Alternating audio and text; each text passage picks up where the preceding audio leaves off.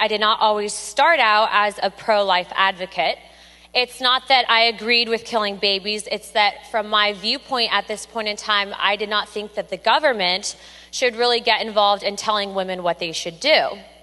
However, God, I think, had something different in store for me, and it was when I became a senior in college that I decided to take a developmental biology course. I'm sitting there in this class, and my professor, who was known for discovering this single form of snail, specifically known to the state of Florida, so you can imagine taking his class and talking about human life was completely boring.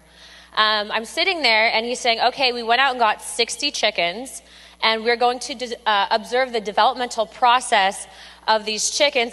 So I'm sitting there, and I'm going through this process, and he says, okay, look, we're going to open up this fertilized chicken embryo, and I'm going to give you this scalpel here, and I want you to cut off a developing bud in this chicken.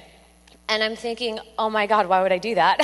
But I'm sitting there with my dissection microscope, and as I open it up and I'm looking at this beating heart, I started thinking about abortion. As I'm going through and I'm essentially cutting off this developing limb of this embryo, I see it shake. I felt completely awful about it. And, I passed my exams, go through, take my finals, and at the end of the course, my professor goes, okay, well, we're just going to toss these chicken embryos out. And I'm thinking, oh my God, they're fertilized. I'm not going to let this happen. So what I end up doing is I take home all 60 chicken eggs.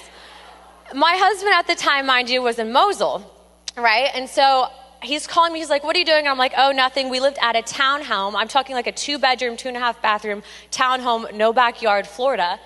And I'm sitting there with incubators hand rotating these eggs, and I don't know when they're going to hatch. I just know that I ran dissections on them, and I had all these chickens left.